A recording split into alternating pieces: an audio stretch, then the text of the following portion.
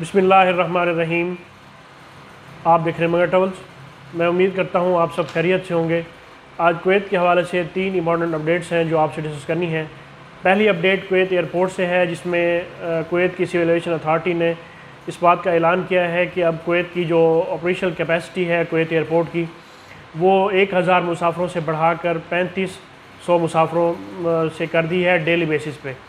यानी कि पहले जो इसकी कैपेसिटी थी वो 1000 मुसाफिर थी और पर जो एयरलाइन थी उसकी कैपेसिटी तकरीबन 35 लोग थे, लेकिन अब उसे बढ़ाकर 75 लोग कर दिए गए हैं।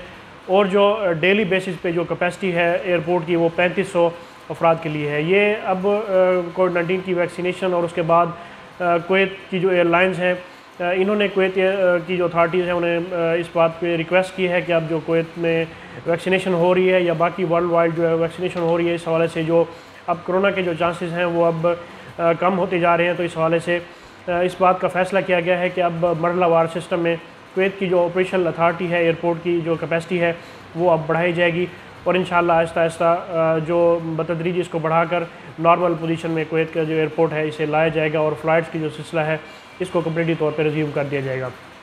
इसके बाद जो दूसरी जो अपडेट है जो आपसे डिस्कस करनी है, उसमें ये कहा गया है कि जो कुवैत में जो घरेलू मुलाजमीन हैं जिनके मुताबिक कहा गया था कि उन पर किसी किस्म की कोई पाबंदी नहीं है और वो लोग कुवैत के लिए ट्रैवल कर सकते हैं चाहे उन लोगों ने वैक्सीन लगवाई हो या ना लगवाई हो।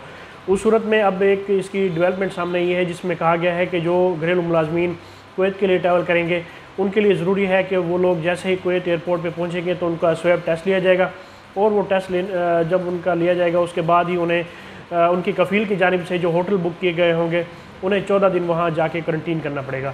उनके लिए अब लाजमी है, जिन लोगों ने वैक्सीन लगवाई है उनके लिए क्वारंटीन नहीं होगा।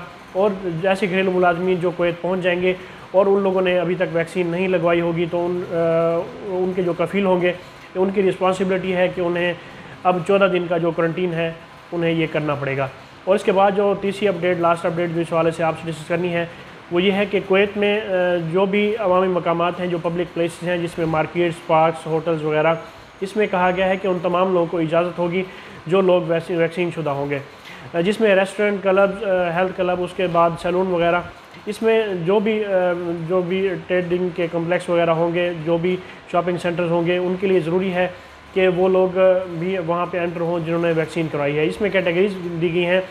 वो लोग जो 2 खुराकें वसूल कर चुके होंगे यानी कि 2 डोजेज़ ले चुके होंगे कम्प्लीटली तौर पे, और वो अफराद जिन्होंने वैक्सीन की 1 खुराक ली होगी और 14 दिन से ज़्यादा अरसा उन्हें गुजर चुका होगा, वो लोग पब्लिक प्लेसेस पे जा सकेंगे। उसके बाद वो अफराद जिन्होंने कोरोना वायरस से कम्प्लीटली तौर पे सेहतयाब हो चुके होंगे और 90 दिन से ज़्यादा अरसा उन्हें नहीं हुआ होगा, और वो अफराद जो सेहत की बिना पर जो वैक्सीनेशन से मुस्तस्ना है उन्हें भी इजाज़त होगी कि वो लोग पब्लिक प्लेसेस पे जा सकें।